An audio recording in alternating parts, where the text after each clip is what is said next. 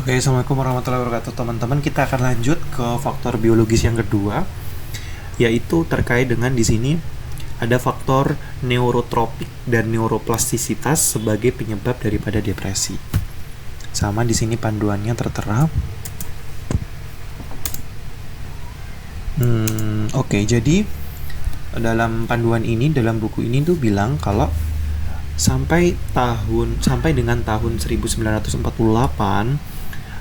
saat neuroscientist atau suatu ahli neuroscience gitu ya bernama Jerzy Konorski memunculkan istilah neuroplastisitas ini. Jadi beliau bilang bahwa sepanjang hidup manusia sepanjang hidup manusia itu dapat terjadi pertumbuhan sel otak dan pertumbuhan atau pembentukan jalur saraf pada daerah otak tertentu gitu, termasuk yang terlibat emosi dan memori. Sebelumnya diyakini bahwa otak tidak dapat membuat sel saraf baru untuk mengganti sel yang rusak. Stres dapat menyebabkan perlambatan formasi dari neuron baru tersebut, sehingga terjadi penurunan neurogenesis atau pembentukan neuron di bagian otak hipokampus, khususnya di sini bagian memori ya teman-teman.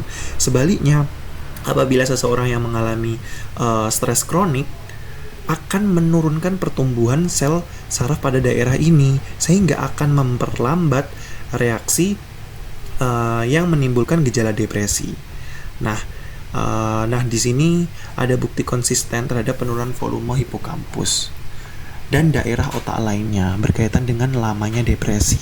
Jadi memang semakin kronis, semakin depresi itu mengalami terus-menerus, tidak diobati dan juga tidak timbul suatu solusi akan permasalahan tersebut, biasanya akan terjadi penurunan hipokampus ya, yang berkaitan dengan lamanya depresi, yang menunjukkan pengecilan hipokampus itu dan meningkatkan stres dan meningkatkan risiko kambuh, sehingga biasanya evaluasinya itu dari kelihatan hipokampusnya gitu. Nah, sedangkan neurotoksisitas karena biasanya beberapa obat-obatan glukokortikoid ataupun mungkin beberapa hormon yang memang sudah disinyalir, sudah dihasilkan oleh tubuh kita sendiri ya, glukokortikoid, glutamatergic maupun penurunan faktor neurotropik termasuk BDNF atau brain derived neurotropic factor dan juga penurunan neurogenesis atau pembentukan sel saraf itu juga diduga mekanisme penghilangan neuron ini. Jadi toksik itu, neurotoksik berarti ya racun gampangnya gitu ya, racun yang bisa menyebabkan penurunan atau kehilangan neuron seperti apa saja tadi, glukokortikoid, glutamatergic, faktor neurotropik, termasuk BDNF itu, sehingga di sini juga bisa menyebabkan kondisi depresi. Sehingga pengobatan yang dini juga harus diperlukan karena agar beberapa neurotoksin ini tidak dihasilkan gitu ya, untuk mencegah kehilangan neuron gitu. Orang yang depresi yang melakukan sampai dalam tanda kutip di sini adalah bunuh diri menunjukkan penurunan neurogenesis di hipokampus.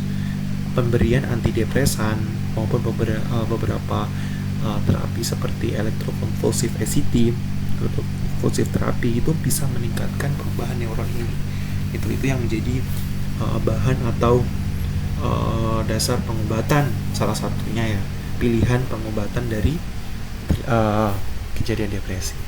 Oke, mungkin itu saja teman-teman. Kita akan lanjut ke topik selanjutnya.